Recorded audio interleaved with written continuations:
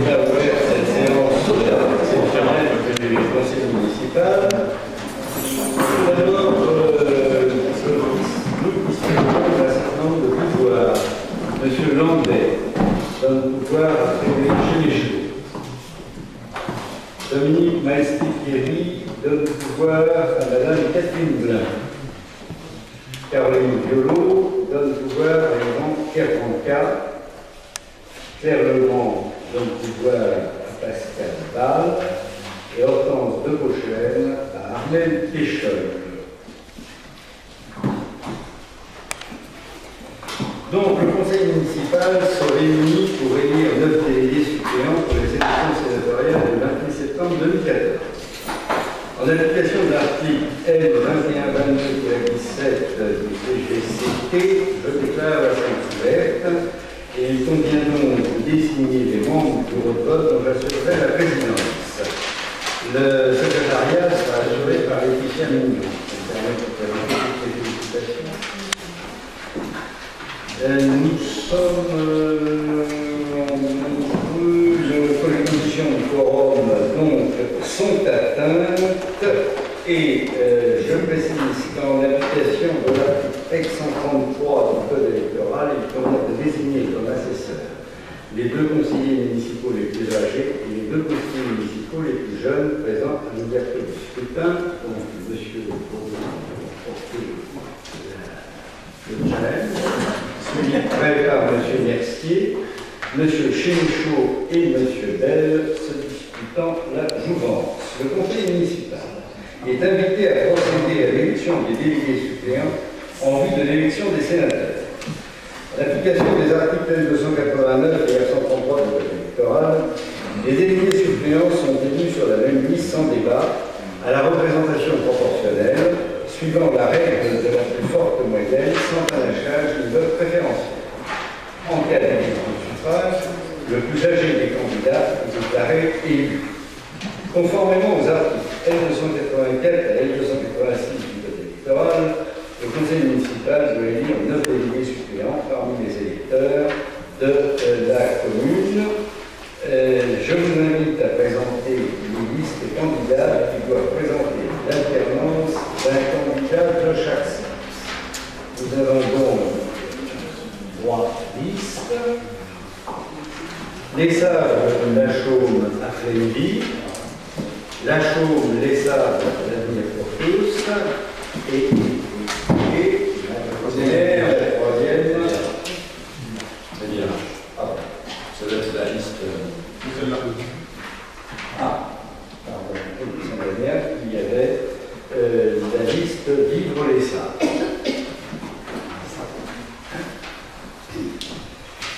Donc, je constate que 3 listes ont été déposées. Un exemplaire de chaque liste de candidats sera joint au procès-verbal. Donc, mes chers collègues, du décret numéro 2014-532 du 26 mai 2014 portant convocation des collègues électoraux pour les élections sénatoriales qui se tiendront le 28 septembre 2014. Vu l'arrêté préfectoral numéro 214-DRLP par l'infraction 333 du 5 juin 2014, fixant le mode de scrutin et le nombre de délégués de suppléants par commune en vue de l'élection des sénateurs le 28 septembre 2014. Considérant qu'en application des dispositions de l'article L287 du code électoral, un remplaçant en qualité de délégué du conseil municipal a été désigné sur sa présentation pour remplacer Mme Brigitte Tessot, conseillère régionale, et il s'agit de M. Jean-Luc Tessot. Considérant que pour la ville des Sables, la totalité des conseillers municipaux sont délégués de droit pour participer au vote dans les élections sénatoriales et qu'il convient de désigner 2 suppléants, considérant que cette désignation se fait par vote sans débat à bulletin secret par scrutin de liste proportionnelle, la proclamation des résultats fera l'objet de l'établissement d'un procès-verbal immédiatement à la fin du scrutin qui sera affiché à la porte de la mairie et transmis à la préfecture. Je propose donc au conseil municipal de prendre connaissance des listes présentées, de procéder au vote à bulletin secret, chaque électeur désigne sur le bulletin qui lui est fourni le nom de la liste à laquelle il souhaite